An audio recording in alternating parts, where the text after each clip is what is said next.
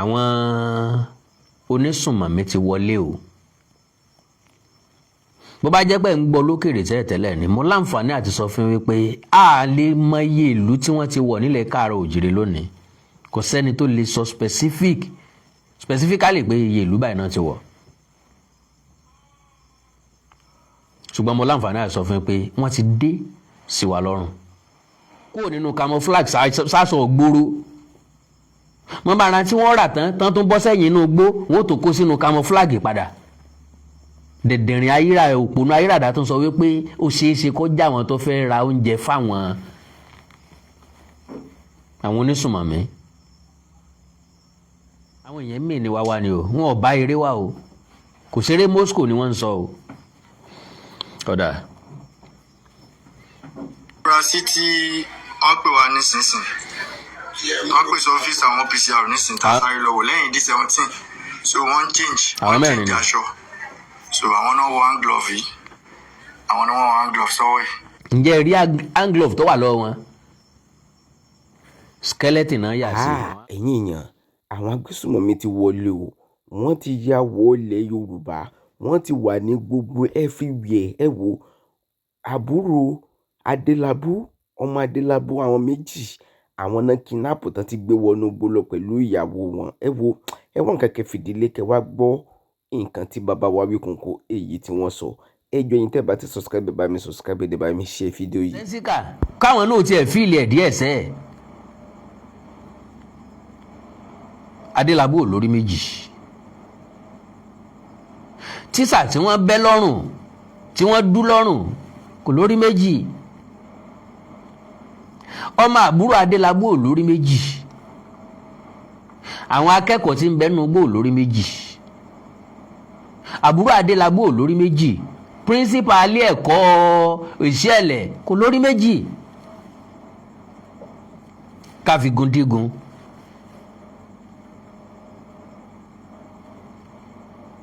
ìtì tá ń fìlì ń káwọn náà fìlì ẹ̀ díẹ̀. kàn mọ̀ wípé ọ̀run sunkún ẹ̀ lójò ń rọ̀.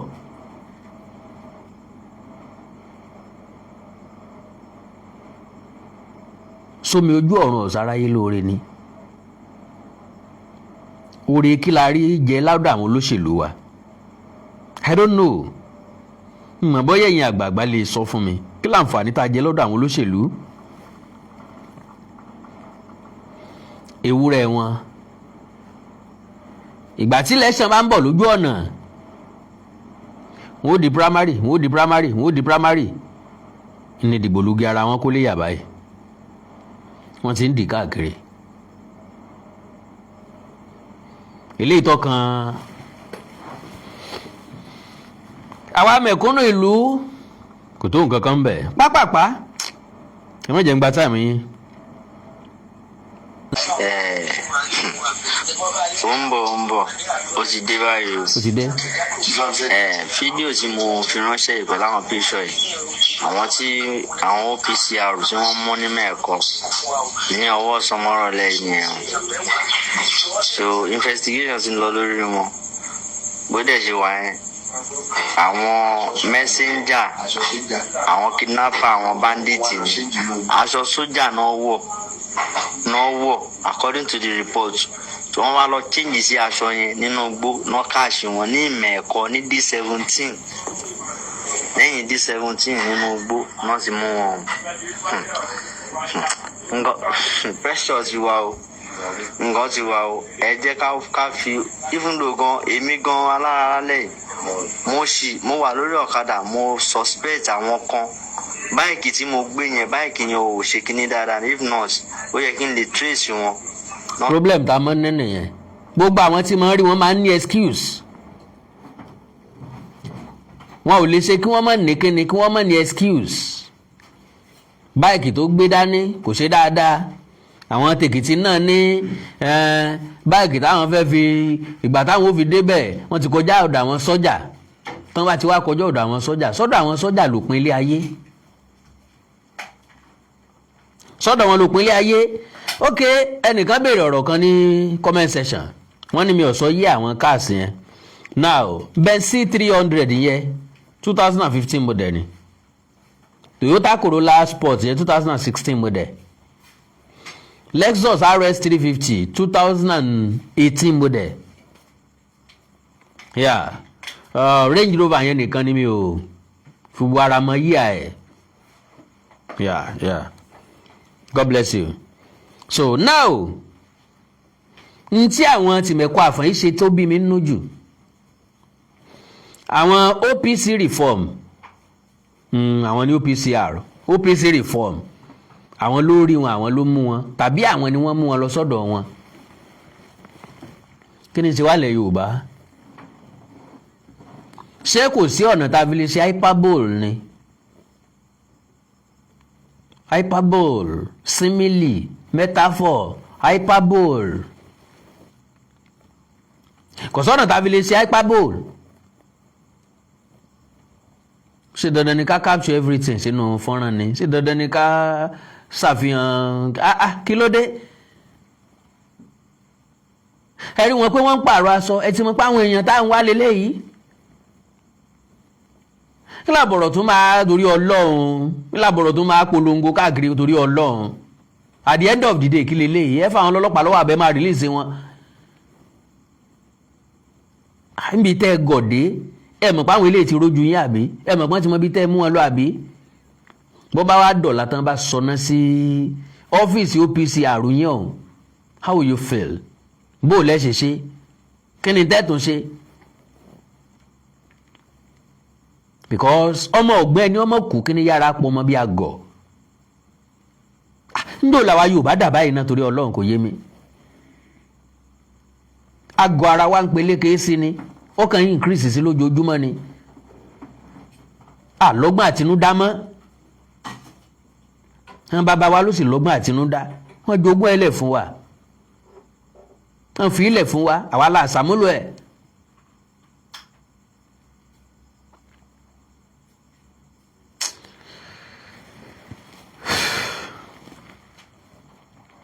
OBCR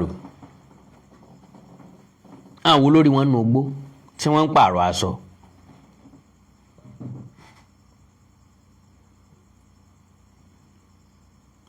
Sáà ní nǹkan kan mọ́ ni kò sí ìdá ilé fira wọn lára tẹ́pẹ̀ kí wọ́n máa lọ. Àdélékù wọn perú ẹ̀. Sẹ́ràn káàrọ̀ òjìrì ò lágbára kankan máa bí. Ṣàmẹ́nu kúrò lórí ọ̀rọ̀ ṣẹ̀ṣẹ̀ náà.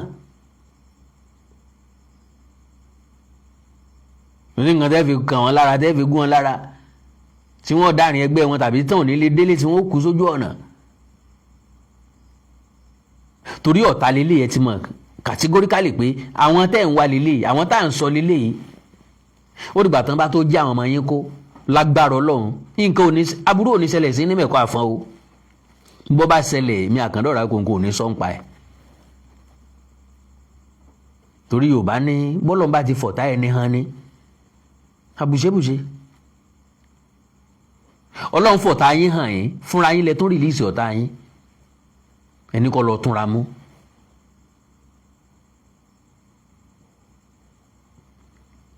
Sọ yẹ kọ́ ọmọ tí wọ́n pè ní ńgbà tó ọmọ tí wà ò pé. Sọ yẹ káwọn ó nísinmi ńgbà táwọn ò nísinmi. OPCR ṣé wọn ó tilẹ̀kùn mọ́ ọmọ Fúlàní mẹ́ta mọ́jú? Wọ́n fẹ́ fà àwọn ọlọ́pàá lọ́wọ́ ni. Ọlọ́pàá ó dẹ̀ sọ fún pé kò sí ẹ̀sùn kankan táwọn fi lè detain wọn.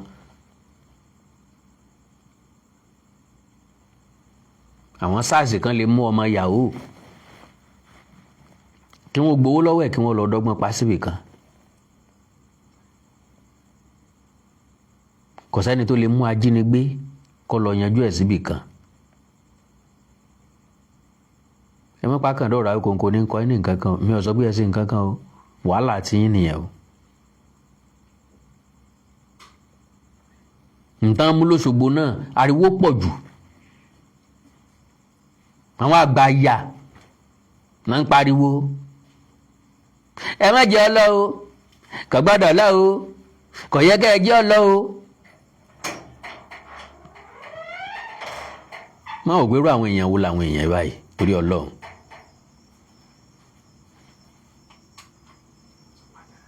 ṣé káàárọ̀ òjìrè ń gọ̀ ọ́ sí ni àbá ń gbọ́n sí i àwọn èèyàn mí ní wáwá ni o wọn ò bá eré wá o kò ṣeré Moscow ni wọ́n ń sọ o ọ̀dà. Ìfurasí tí wọ́n pè wá nísinsìnyí wọ́n pè sí ọ́fíìsì àwọn PCR nísinsìnyí tá a sáré lọ wò lẹ́yìn D17 so wọ́n change aṣọ so àwọn náà wọ hand glove yìí àwọn náà wọ hand glove sọ́wọ́ ẹ̀. ǹjẹ́ rí hand glove tó wà lọ́wọ́ wọn skeleton náà yà sí àwọn hand glove tán ya skeleton sí irú èlé tí Michael Jackson fi jójó trailer yẹn ni gbogbo wọn wọ̀ sọ́wọ́ ẹ̀rí aṣọ tán gbà o ojú iná tó ṣe ń kó sínú nylon padà wọn kò ta láti fi hàn lójú kámẹ́rà wọn tó kó nu nylon padà ẹ gbà lọ wọn kò sẹ́ńtọ́ láyà tí ó gbà lọ wọn tí ó gbé dání as exhibit OPCR náà operate gẹ́gẹ́ bí ẹni tí ò tiẹ̀ mọ nǹkan tó kàn a kàn rìkọ́ọ̀dù fídíò àdẹ̀ post ẹ̀ sórí social media fídíò táwa post sórí social media kí lẹ ní ká fi ṣe ará Abẹ́òkúta ni kó wá gbèjà yín ní mẹ́kọ́ àbárà Aláró ni kó mọ sáré bọ̀ àbárà Ìbàdàn ni kó wọ́n mọ sáré bọ̀ I don't know.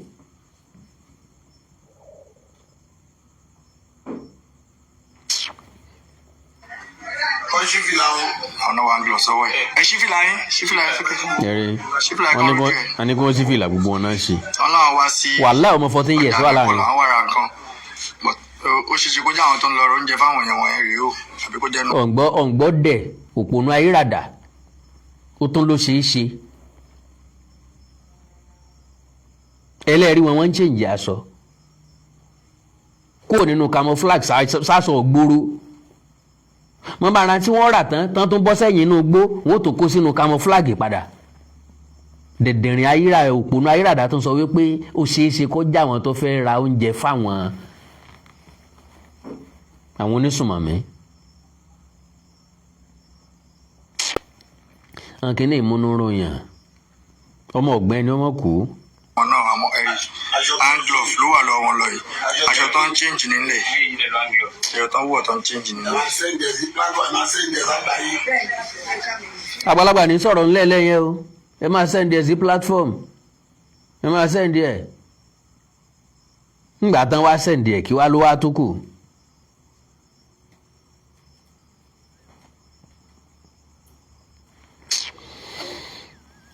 kò sáyè láti fídíò faragboro. kò sáyè láti fídíò faragboro. ẹ̀yin àgbà amúmímúra wí tẹ́ wá sí fídíò nínú ilé kí ni ìtumọ̀ fídíò tẹ́ ṣe. ṣé dájọ́ wà tẹ́ lè ṣe fáwọn ọmọ ẹ̀ mọ́. sáré ojú àánú wa náà lọ́pọ̀ tó bẹ́ẹ̀. àbá ìmọ̀ nǹkan tó kàn àbí ojó ìbẹ̀rù wọ́n bá dẹ̀ lẹ́ẹ̀ láyà ẹ sọ pé ẹ láyà. ìfurasí tí wọ́n pè wá ní. ẹ lọ́wọ́ àbí jókòó jọ. wọ́n tí wọ́n kó láti ìwòye àwọn ọ̀dọ́mọkùnrin wá sí ẹ̀kọ́ wọn náà lọ sí ẹ̀kọ́ ọlọ́pàá wọn lè síwájú sẹ́yìn 17 wọn láti máa change aṣọ ìlọ́mọ sí wọn lábẹ́ wọn tẹ́lẹ̀ ariwo níjọba ilé ẹ̀kọ́ àfọlógún state wọn là dá wọn dúró la bẹ̀rẹ̀ sí ní investigate àwọn náà ń jẹ aṣọ wọn. now ọ̀gá wa OPC reform tó ó láwọn làwọn dá wọn dúró àwọn làwọn investigate wọn investigation kí ni wọ́n ṣe investigation kí ni wọ́n ṣe ok ti Adébáyọ̀ Adélábù àbúrò rẹ̀ nǹkan yẹn kidnap of Chief Adébáyọ̀ Adélábù sister and her twin sons family appeals for calm as security agencies commence investigation. The family of Chief Adébáyọ̀ Adélábù, former Minister of Power and leading gubernatorial aspirant of the All Progressive Congress APC in Oyo State, wishes to formally confirm the unfortunate kidnapping of his younger sister, Mrs. Olaide Busayo Adegoke John Paul, alongside her twin sons, Peter and Paul, in the early hours of Wednesday, June 3, 2026. Mrs. John Paul, age 43, was reportedly abducted by armed gunmen at about 7:30 a.m. while on her way to drop her children at school in Ibadan. The abductors also forcefully took away her 12-year-old twin sons, who were with her at the time of the incident. Mrs. Olaide Busayo Adegoke John Paul is the youngest of the 5 children of Mrs. Olufunmilayo Adegoke Adelabu until her voluntary retirement last year. She has served meritoriously at both the Central Bank of Nigeria and First Bank Pension Custodian. Over 43 years. Over 43 years, he retire. At 43, which is the Central Bank of Nigeria. At the First Bank Pension Custodian. Over 43 years. It's okay. She has served. Okay. Following her retirement, she relocated to Ibadan with her children while making preparations to eventually join her husband, Mr. John Paul, who had earlier relocated to United States of America. Àsìkò tí wọ́n lọ lílé mọ́bà ti jàjà ń bọ́nu ibi tán wà wọ́n juwọ́ sẹ́yìn ará Ìbàdàn ni pé bẹ́ẹ̀ bá tó rẹ́sì àwọn Ìbàdàn lọ́la ẹ̀gẹ́. Immediately the incident was reported, all relevant security and law enforcement agencies were duly contacted. We are pleased to confirm that security operatives have swung into action and preliminary investigations have commenced in earnest. Efforts are currently ongoing to ensure the safe rescue of the victims and the apprehension of those responsible for this heinous crime. Chief Adebayo Adelabu and the entire family are deeply distressed by this tragic development, but remain hopeful and confident in the capacity of the security agencies to secure the safe release of Mrs. John Paul and her children. The family respectfully appeals to members of the public to remain calm, avoid speculation, and refrain from circulating unverified information that may jeopardize ongoing security operations. We also solicit prayers and support from well-meaning Nigerians during this difficult period. Ẹlẹ́rù ní ó gbé nǹkan ẹ̀ ẹ̀yin ẹ gbàdúrà fẹ́ bí yín kálukú ní gbàdúrà fẹ́ bí ẹ̀ àwọn tí wọ́n jí kó nínú tán jí kó lè ṣẹlẹ̀ wọn ò sọ fún fámìlì yín kan wá bọ̀ gbàdúrà Sáré Lábú ti lọ kí wọ́n bẹ̀. So Ọlọ́run ṣe wọ́n ní rírí o Ọlọ́run ní jẹ́ kẹ́nìyàn kó rí jàǹbá o. So, okay, well-meaning Nigerians during this difficulty period. Agbájélú bàbá ìlú Ògùn fàfà ní ẹbí wọn nìkan ni o. Kò sẹ́ńtì kò ní tọ́kẹ́ nìkan kan pẹ̀lú ẹbí ẹnìkan kan o. We further urge anyone with useful tó bá jẹ́ àwọn tálíkà bí mẹ̀kúnnù nísìn àwa náà ó sàrí àásùgbà wọn torí ẹgbẹ́ ẹ̀yẹ lẹ́yẹ wọ́tọ̀. We further urge anyone with useful information that may assist security agencies in their investigation to promptly report such information through the appropriate channels. The family will continue to cooperate fully with security authorities and will provide further updates as events unfold. Thank you. Signed, Comrade Femi Awogboro, Media Aide to Chief Adebayo Adelabu, June 3, 2026. Ọlọ́run ṣe wọ́n ní rírí.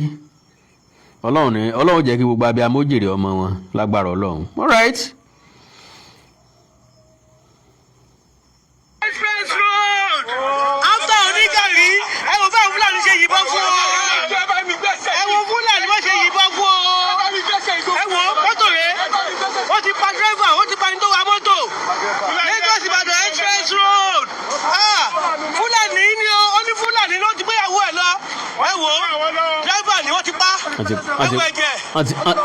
Wọ́n ti pa driver yẹn sínú mọ́tò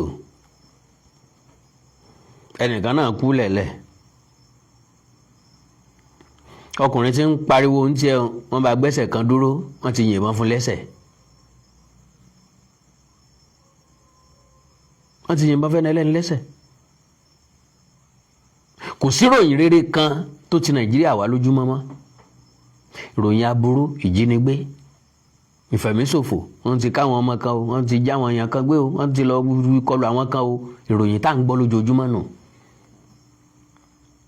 Ìjọ́ wò lásìmí eléyìí torí Ọlọ́run. Ìjínigbé every blessed day. Àwọn Fúlàní lónìí, Fúlàní lọ́la bí ẹ̀kan àpọ̀kọ jẹ. A dẹ̀ ń rí wọn o, a dẹ̀ ń gbọ́ wọn o, a dẹ̀ ń fura sí wọn, a dẹ̀ sọ nǹkan kan.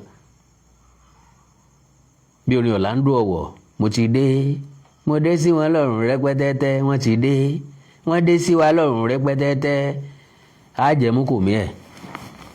Wọ́n ti pa dírẹ́fà ilé ìbẹ́ o, wọ́n láftọ̀ onígàrí, n ò lè play ẹ̀ mọ́ o, mi ò lè play lẹ́yìn mọ́ o. Now, nílùú kan ní Gombe, ọ̀gá mi sọ pé gbogbo àwọn ọkùnrin wọn ló ti di ọdẹ, gbogbo wọn náà gbébọn pàtó dání. Kò sí play torí wọ́n ń yìnbọn sókè, wọ́n ń yìnbọn rẹpẹtẹ, YouTube ò sì fẹ́ gbogbo eléyìí o. So fídíò àwọn bandits náà mo rí lọ́wọ́ ẹ̀ o, mo ní lọ́wọ́ ẹ̀ o, táwọn eléyìí tó rẹpẹtẹ, ọ̀gá wọn bá wọn sọ̀rọ̀ lọ́wọ́, kálukú wọn ló gbébọn ẹ̀ dání. Àwọn olórí burúkú kan sọ pé nílẹ̀ Yorùbá àwọn gbọ́dọ̀ gbébọn dání, a gbọ́dọ̀ defend ara wa, Ọlọ́run fìyà jẹ yín o.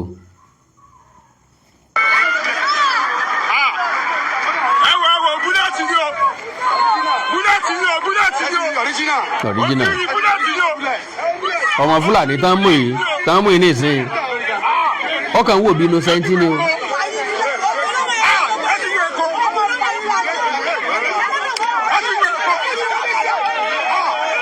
Ẹ ń gbọ́ wèrè kan tó ní kán má nà wọ́n o, ẹ má nà wọ́n o. Yorùbá ayé yín rè lóde.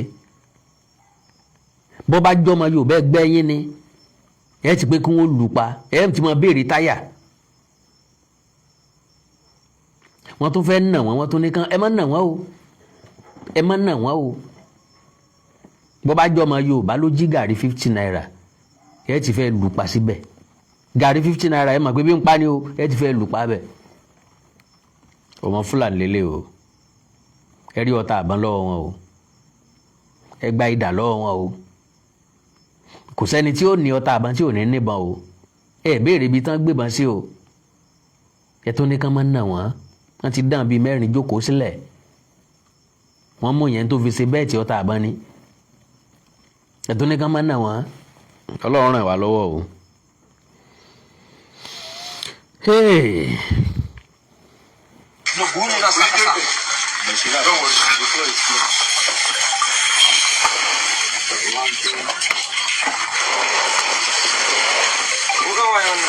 Sábàdó náà ń dàlẹ́ àbọ̀ká bàbá. Ní ilé náà ti rí ọta àbá rẹpẹtẹ. Mo ti mọ̀ pé inú ti rí jàre, àmọ́ òwúlẹ̀ jẹun tó pìlẹ̀ ẹ̀. Ok, aṣòfin kan wá sọ̀rọ̀ láti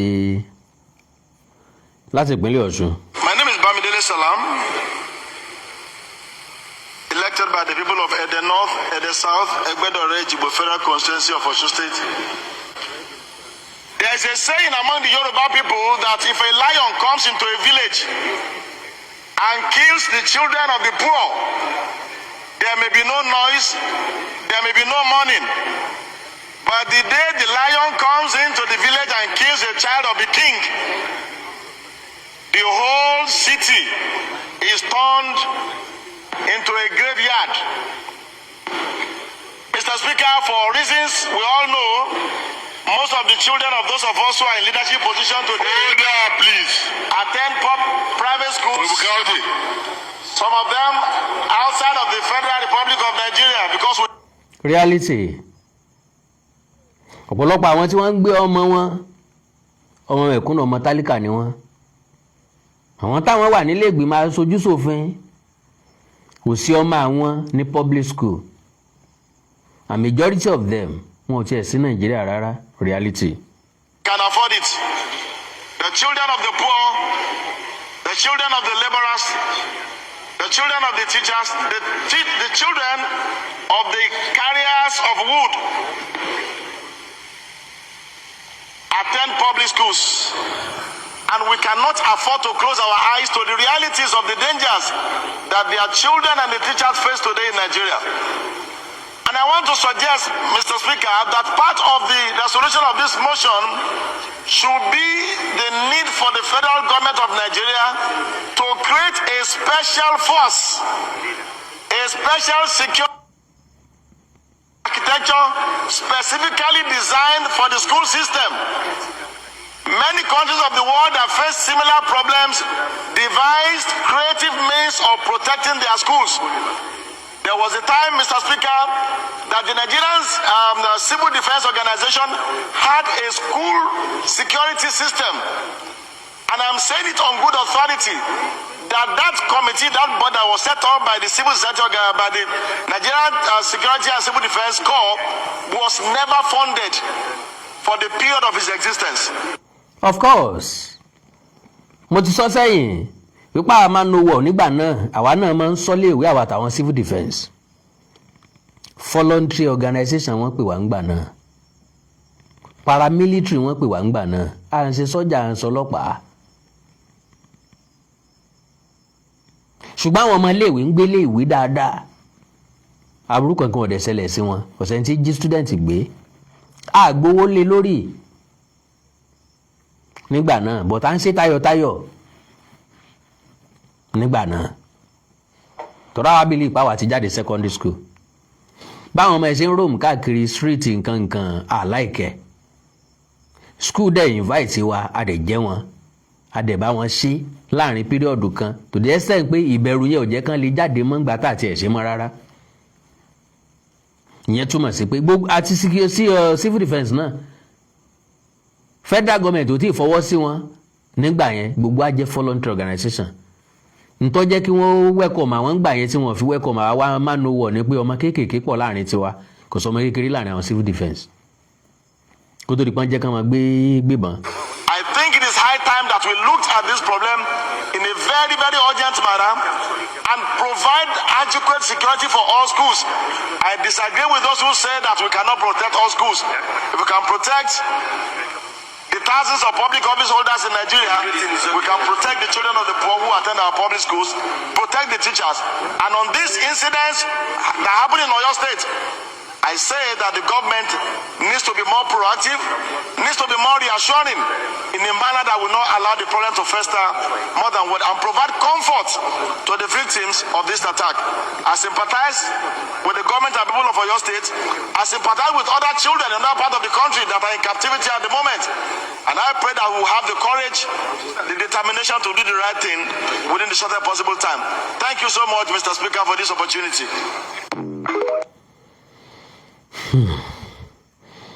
Okay o. Kí ló dì mọ́ra?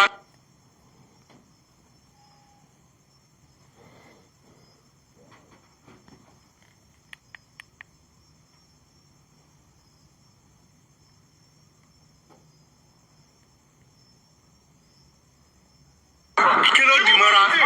Asámi ló wà lọ́rùn ẹ̀. Ó ní mọ́tò mọ̀káníkà.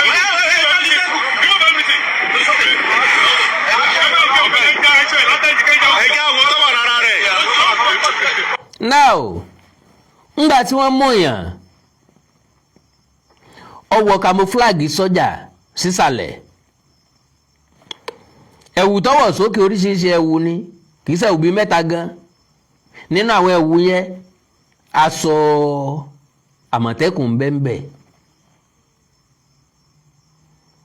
ẹ̀dẹ̀ mú àwọn ọlọ́pàá ń wọ̀ wọ́n fẹ́ gbé wọnú mọ́tò kọgbà, bí wọ́n ṣe ń kì í nu mọ́tò ní ń jọ́ dá jáde padà.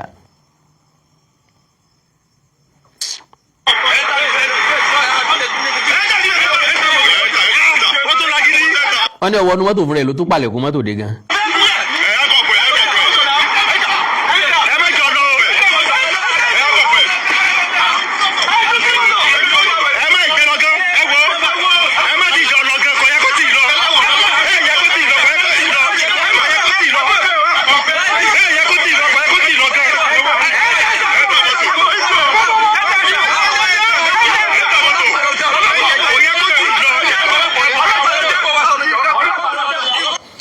Well, àkàndọ̀rọ̀ Awikonko àìbóníṣu wà dédé egun, gbogbo àwọn fídíò tó tẹ̀ wá lọ́wọ́ lónìí nù, wọ́n tán mú nìbàdàn, wọ́n tán mú lóṣogbo, wọ́n tán mú ní Kwara, wọ́n tán mú níbi àwọn tán mú bẹ̀yẹn, oríṣiríṣi fídíò lónìí nìkan. ibi tèmi ń lọ lélẹ́yìí, ìgbésẹ̀ wo nìran káàárọ̀ òjìrì ó gbé ṣé bàbá fira wa sọdẹ tá à ń dọdẹ nù gbó káàkiri ṣé bá ṣe máa rìkọ́ọ̀dù fídíò náà ní tá a máa pariwo síta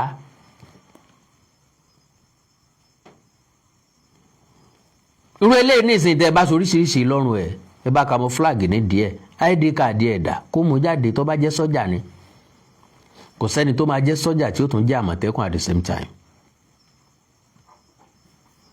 You can never be a soldier and be an àmọ̀tẹ́kùn at the same time. Ewu tó nìkan wọ̀ tó bí mẹ́rin sí márùn-ún. Má ṣe ń bọ̀ kan ní nkù kan, má ṣe ń bọ̀ kan ní nkù kan, má ṣe ń bọ̀ kan ní nkù kan. Ariwo la máa pa, fídíò la máa ṣe. Ọlọ́run ràn wá lọ́wọ́ o. Àwọn onísùnmọ̀mí ti wọlé o. Bó bá jẹ́ pé ń gbọ́ lókèrè tẹ́lẹ̀ ni mo láǹfààní àti sọ fún wípé a lè mọ iye ìlú tí wọ́n ti wọ̀ nílẹ̀ káàárọ̀ òjìrì lónìí. Kò sẹ́ni tó lè sọ specifically pé iye ìlú báyìí náà ti wọ̀. Ṣùgbọ́n mo láǹfààní àti sọ fún pé wọ́n ti dé sí wa lọ́rùn. We need to be proactive. That is number one. And secondly, we need to use our senses. Gbogbo àwọn ariwo yìí ń fẹ́ pè wọ́n lórúkọ, ń fẹ́ sọ pé literacy ní dà wọ́n láàmú. Gbogbo àwọn ariwo kò sẹ́ni tó wà sensitive rárá, kò sẹ́ni tó wà rárá.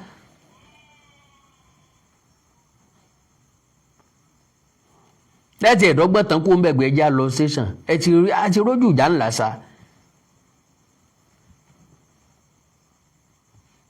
Ìdíbì kan òye èèyàn jàre Ọlọ́run ṣàánú yín jàre ẹ wo ẹjẹ́ máa lọ.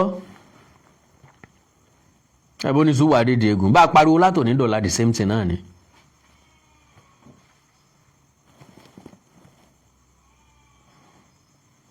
Àwọn èèyàn treat ẹ̀ gẹ́gẹ́ bí ogun. Wọn ò tí mọ̀ pógun ló dé yìí. Kò tí ìyè wọn pógun ló ti wọ̀ lúwà ẹ̀. Ọlọ́run ṣàánú wa, Ọlọ́run ṣàánú yín. Ọlọ́run bá ran Yorùbá ṣe o. Ọlọ́run jí wa kúrò nínú oorun wa o. À ń sùn gan. So ìdílé àwọn tí wọ́n jí wọn gbé tí wọ́n gbèbèjì àwọn ọmọ ọlọ́mọ ló dùn ẹ̀mí ń bẹ o. Ọmọ ọlọ́mọ ọ̀bẹ nìkan kan ṣe o. So lágbára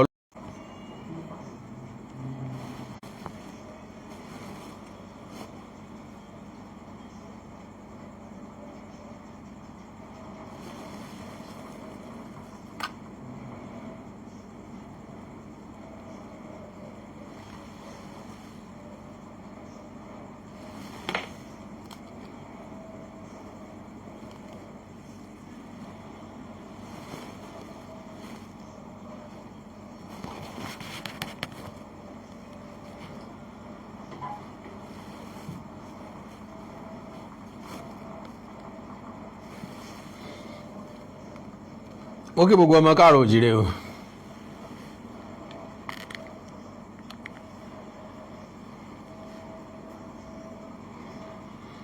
Níbikíbi tẹ́ bá ti láǹfààní láti máa wò mí láti máa gbọ́ mi.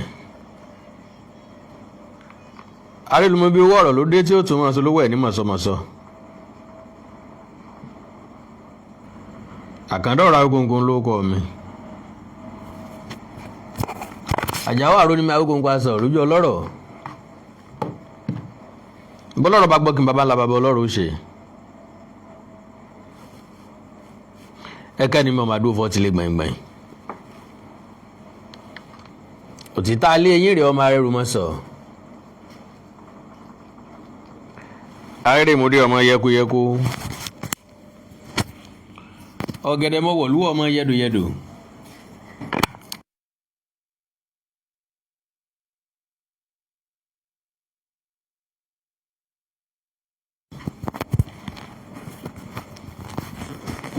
Àjàó àrò.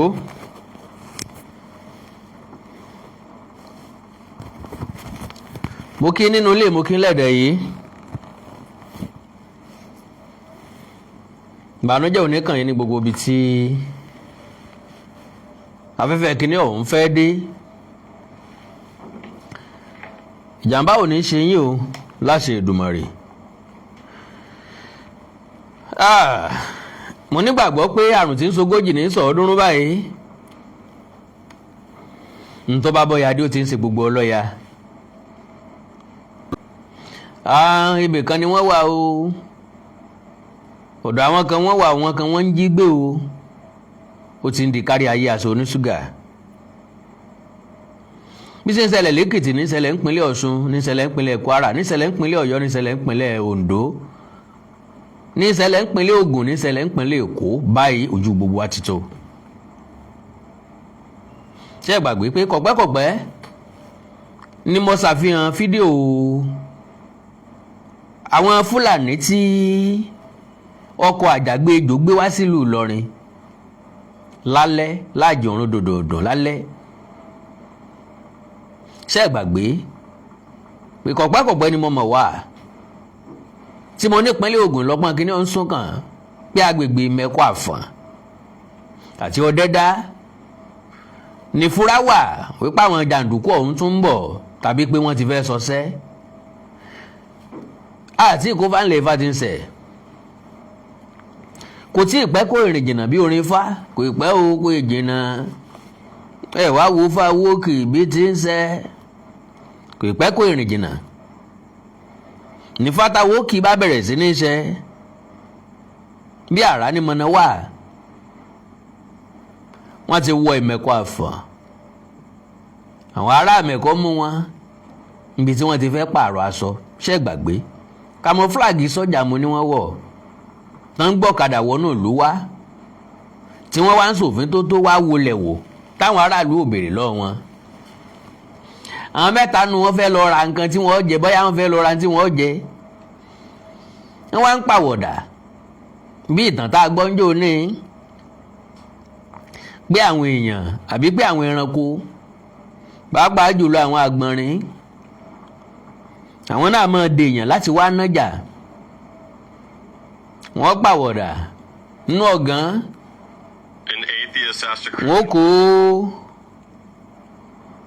Wọ́n bọ́ àwọ̀ ẹranko lẹ̀. Wọ́n gba owó èèyàn wọ̀. Bọ́ bá rí wọn láàrin jù tó rò pọ́mọgé lórí tí ẹ bá ọ. So gẹ́lẹ́ bẹ́ẹ̀ ó náà làwọn ọ̀daràn yìí náà ni wọ́n ṣe náà ṣe tiwọn.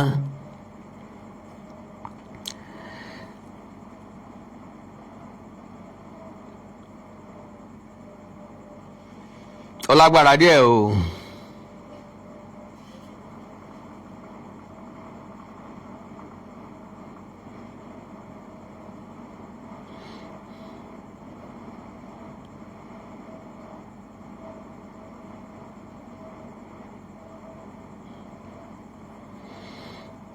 So now kíní ọ̀hún ti wá kàn wá, ó ti ṣẹ́wó mọ́ wa lára. Kọ̀ọ̀ká tẹ́lẹ̀ là ń wí. Gàǹbàrí pa Fúlàní kò lẹ́jọ́ nú là ń sọ. Gàǹbàrí ti wá pa Fúlàní báyìí ó ti lẹ́jọ́ nú o. Ṣé mo sọ fún yín pé àwọn ọmọ lọ́gbọ́rọ́ náà làwọn ọmọ tí wọ́n ń dán kíní ọ̀hún wò tí wọ́n wò á láàbí ọ̀hún. Ọmọ ọdún 17, 18 lágbègbè ibì kan pínlẹ̀ Ọ̀yọ́. Àwọn ọdẹ kan kóra wọn jáde, wọ́n yí inú igbó káàkiri, wọ́n rí múnú àwọn Fúlàní nínú igbó. Àárín ìgboro ń tìpínlẹ̀ Ọ̀ṣun, àárín ìgboro ń tìpínlẹ̀ Èkó. Àwọn ọlọ́pàá tó mú àwọn kan náà, ó dàbí pé àpò gbàdo ni wọ́n fi kó èké, ni wọ́n fi kó magasin, ni wọ́n fi kó ẹta. Ntí wọ́n mú lóṣogbo bẹ́ẹ̀lì tí ẹ̀ kìkì ọta ni. Ẹ̀rín Yorùbá sì ń pa mí, ojú Yorùbá ò ta mí. Ọ̀rọ̀ tó délẹ̀ yìí, ìyá mi ni máa ń sọ̀rọ̀ kan gbà bọ́ àwọn alẹ́ ọ̀jẹ̀ mú kò mí ẹ̀. Mo ẹ̀sẹ̀ mọ ìtumọ̀ mú kò mí ní báyìí, àti ń jẹ mú kò mí. Gbogbo ìlú ọ̀fararọ, àwọn èèyàn ń sá gìlàgìlà káàkiri. Àná lé pọ̀ tí làwọn èèyàn lọ mọ́ ọmọ wọn léèwé mo wá ní wọ́n lógun ń bọ̀ ọmọdé ní ọ̀dọ̀ ìyá àgbà ló wọ́n sá lọ ńgbà tán lógun ń sì máa sá lọ ọ̀dọ̀ ìyá àgbà sí wọ́n lógun ní dọ́dọ̀ ìyá àgbà ni ẹ lọ mọ́ ọmọ léèwé tó mọ́ wálé. Mr. Temi Adeleke, God bless you. Ẹ kí mi káàbọ̀ pẹ̀lú sticker mi ní wáyìntì. Wọ́n lógun ń bọ̀ ọmọdé ló wọ́n sá lọ ọ̀dọ̀ ìyá àgbà. Sógun ò ní dọ́dọ̀ ìyá àgbà ni. Ẹ̀yin ìyá àti bàbá mi, ẹ̀yin ẹ̀gbọ́n mi. Káàkiri. Apọ̀rọ̀ yìí lọ́wọ́ ẹ̀. Ọlá àrónú. Kéèké la pé ké ra mọ́. Ó ti di gànà kó aṣọ ọ̀fẹ́ ká mọ́ o. Eléyìí táwọn olórí wa àwọn olóṣèlú tí wọ́n fi wá takáìtì tán fi bá wá play game tán fi wá play politics ó tó àṣẹ lóòótọ́ àṣẹ mi ò kì í sòmùgọ̀ àsọ̀bọ̀ mi ọ̀gọ̀ mo ti ń sọ láti 2019 sí 2020 pé solution kankan ò sí fún wa jù pé ká fi ìdájọ́ sọ́wọ́ ara wa I mean ká fúnra lára wa jáde ká gbéná kó àwọn karamba níwọ̀nyí lójú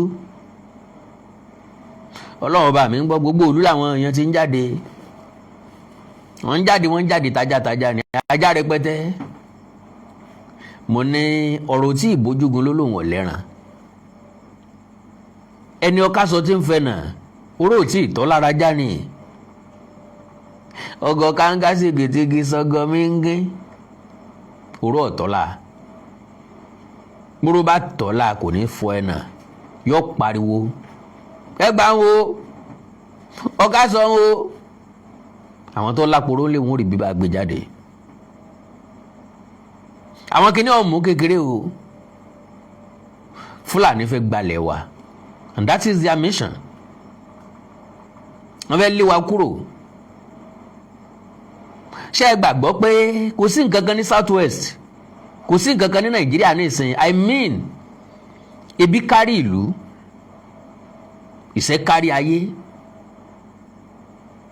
kò sówó nígboro mi ò mọ̀ bọ́ yọ́dọ̀dọ̀ tí ọdọ̀dọ̀ tiwa kò sówó nígboro mọ́tò ti lẹ́ẹ̀sì ẹ gbádùn mi kò sówó nígboro mọ́tò ti lẹ́ẹ̀sì wọ́n bá àwọn tó bá lówó ni yóò jìfà lọ́wọ́ báyìí so ìran káàárọ̀ oòjíire ẹjẹ́ àṣírà wa lójú lalákàn fi sọ́rí God bless you sir, God bless you ma. Ẹjẹ́ àṣírà wa ẹjẹ́ àṣe ọ̀rọ̀ yìí lójú lalákàn fi sọ́rí ẹjẹ́ àmúra bí ẹni tó fẹ́ jagun.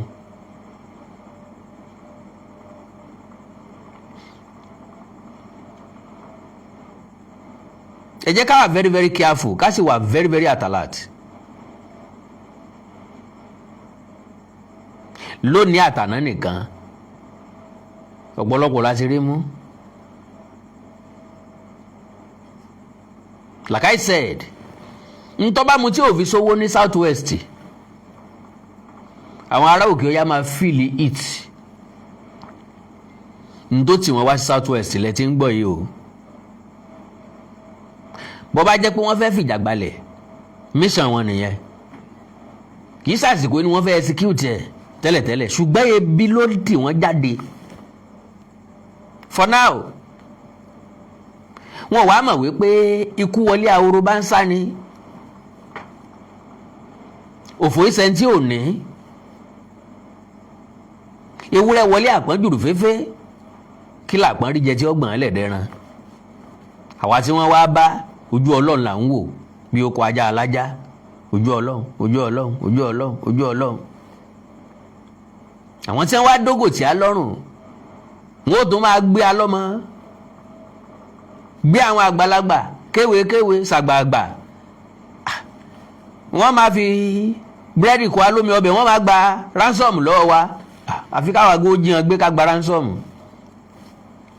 lélẹ̀ ìta àjọ kò mọ́ yìí o báwa gan bá rí yanjú gbé ká gba ransom o reality lẹ́ ń gbọ́ látẹnu mi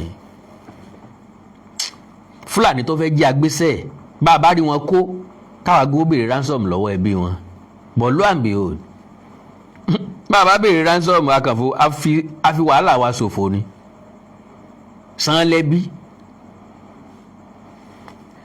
sáwọn lẹ́yìn tí ó béèrè wọn ṣé wọ́n lẹ́yìn tó ná ní wọn ṣé wọ́n ní nǹkan kan tí wọ́n pàdánù ẹ̀ sà ṣé wọ́n ní tí wọ́n pàdánù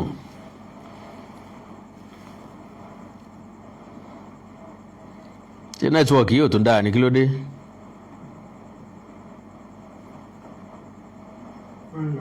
Okay so kẹ́ni tí mo gbìyànjú àti sọ n ò sì ní dání lágara mo kó information wá ni o lórí ìṣẹ̀lẹ̀ tí ń ṣẹlẹ̀ nílẹ̀ káàárọ̀ òjíire láàárọ̀ ìròyìn tá a kọ́kọ́ gbọ́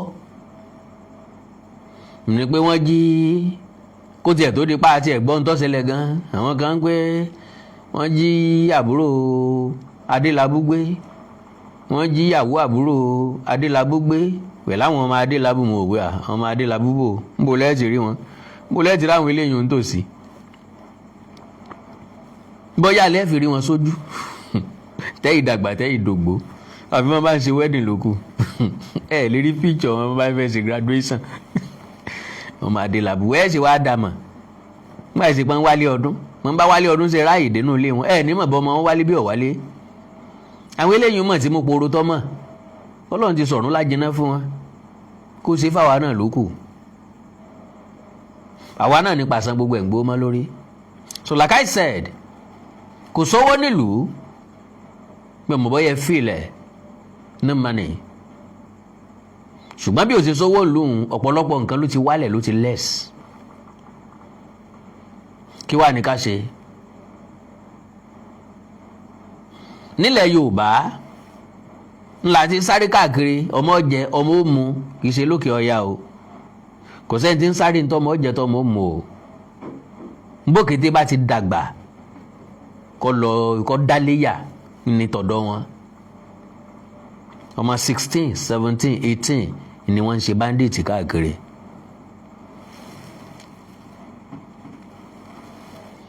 so kí ni tí mo gbìyànjú àti sọ ẹjá gbọ́rọ̀ tìmẹ̀kọ àfọ̀n ọ̀rọ̀ tìmẹ̀kọ àfọ̀n yóò tí ìtọ́sẹ̀ kan tí mo sọ o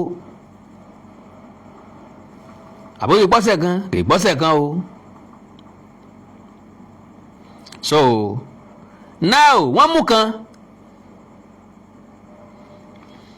ìyẹn ọlọ́jọ̀wá rẹ̀ fún sọ́jà orúkọ rẹ̀ a máa jẹ́ Bàkáká Bùkárì ọmọ Iswapu ni ọ̀rọ̀ àmì pé láwọn ibì kan ọwọ́ àwọn sọ́jà dunlẹ̀ ńbẹ̀ ọwọ́ àwọn sọ́jà dùn wọ́n ńbẹ̀ lọ́wọ́ ànàbọ̀ òkè ó ló ń sọ̀rẹ́ńdà ó ló ń sá kúrò ní kámpù àwọn Iswapu ni pé so wọn ò dára wọn ò sẹ́gbẹ́ ẹgbẹ́ Iswapu mọ́ o òun fẹ́ dà tó ń bí ẹnìkan wá ń béèrè wípé ṣé ká dáríjì yín mo ní gbogbo àwọn tí wọ́n ń dáríjì yàn yìí òfò ni wọ́n ṣe o wọ́n ṣòfò ọ̀sán wọ́n ṣòfò alẹ́ lágbára Ọlọ́run because afárí igún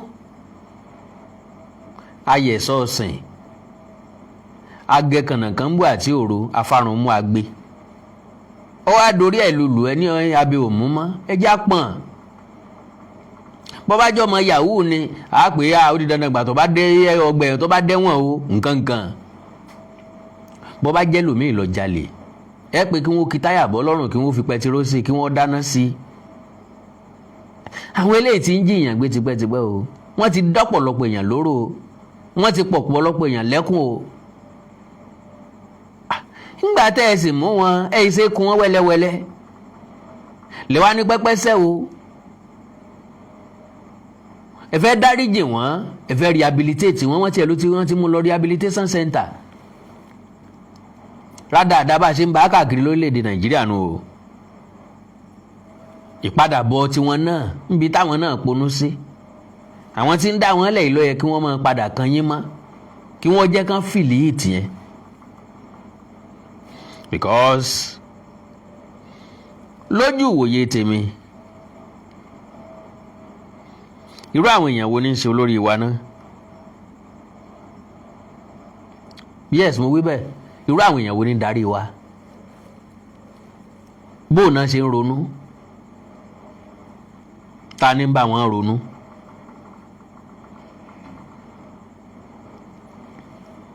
ẹ má bínú ẹ dákun ẹ bá mi pín program yẹn láàrin ìṣẹ́jú kẹjọ àwọn èèyàn tí ì wọlé dáadáa ẹ má bínú torí tèmi kọ́ torí ọ̀pọ̀lọpọ̀ èèyàn tọ́rọ̀ yóò ṣe láǹfààní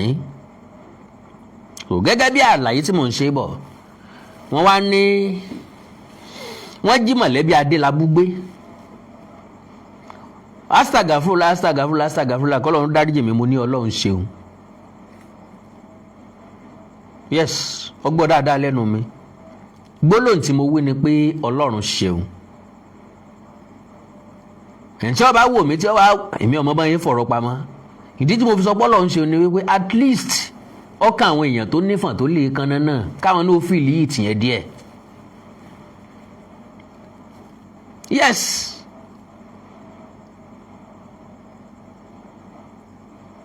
àwọn tí ò jẹ́ kí iná wà lórílẹ̀‐èdè Nàìjíríà tán jẹ́ káwọn sanwó ná tá a san kí iná kúnnú ilé wọn kí nǹkan bọ́ sáwọn lẹ́sẹ̀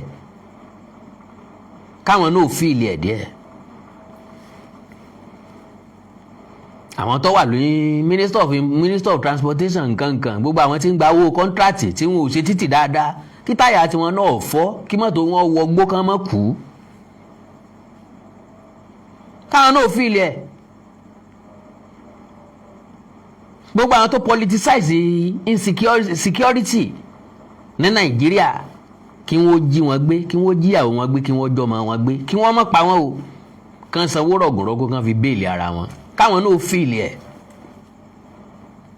ìsàwà nìkan la kúyà ìsàwà nìkan ni kíní ọmọ dọ́dọ̀ wa káwọn kó dọ́dọ̀ tiwọn náà díẹ̀ pápápá ẹ̀bí Adélabú ti yá sáré issue statement ń gbé káwọn èèyàn calm o káwọn èèyàn calm so àwọn security agencies wọ́n ń gbègbèsẹ̀ lọ́wọ́ wọ́n ń sapá wọn lọ́wọ́ ilẹ̀ sọmọdé oko ló ń láyà ọmọrí kó ọkọ ti ràn mọ́ ǹjẹ́ ọkọ ti kú ló ń wọ̀wẹ̀ ilẹ̀ sọmọdé oko ló ń láyà bí ọba láyà kọ́ sí yóò wọlé ni náà security agents ọba wà on top of it ńlẹ̀ bá sọ tẹ́lẹ̀ so lóòótọ́ àwọn èèyàn kan pé ó wà pòlítíkà ìbá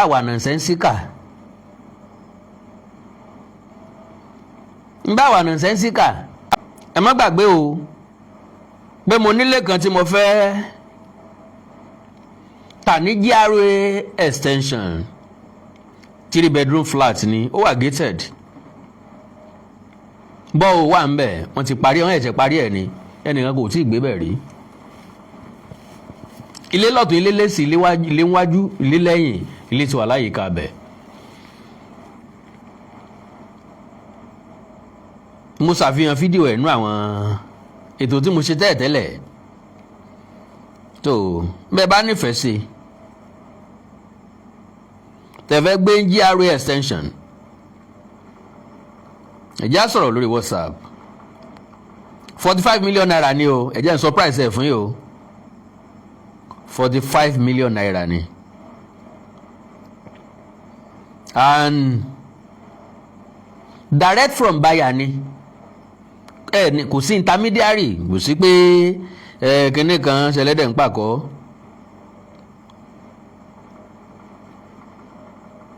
n ò sì ní fi ṣíṣì le, n ò sì ní gba commission lọ́wọ́ yín débi tí wọ́n gbà kọ́ mi kì. So price tó máa lọ nìyẹn 45 million naira. Bákan náà mọ́tò ń bẹ́ńlẹ̀ o, Benz C300, Benz CLS 550, Toyota Corolla Sport, Range Rover Sport, Lexus RS 350. Èyí tó bá wù yín bẹ́ẹ̀ ni ẹ kó wẹ̀ wá. Now pápápá ẹ jẹ́ ká kọ́kọ́ lọ sí táwọn ọ̀rẹ́ mi tìpínlẹ̀ Ògùn. Ẹ gbọ́rọ̀ o. Akó àtàrà lórí kan ní mẹ́kọ́ àfọ̀njí sí fi. Ọlọ́run ṣe wọ́n ní rírí o. Ṣùgbọ́n àwọn tí ń bẹ nípò ìjọba, àwọn tí ń bẹ nílé ìjọba, káwọn náà fèsì kan tèsì kínní ọ̀hún bí ṣe rí. Akandọ̀rọ̀ Awikonko àjàwọ̀ àrà Awikonko aṣọ lójú ọlọ́rọ̀. Kò sí nǹkan tó wùyàn lórí inú ìròyìn tí ń jáde. Kò sí nǹkan tó wùyàn lórí ń bẹ̀. Ọlọ́run ní fi gbogbo wálẹ̀ o, Ọlọ́run wà pẹ̀lú yín o. Ó dàárọ̀ mi ò ní interest láti gbà pé kankan lálẹ́ gan rárá. Òun ayọ̀ lásán àní tó jọ ń dojú kú. Ó dàárọ̀ o. God bless you.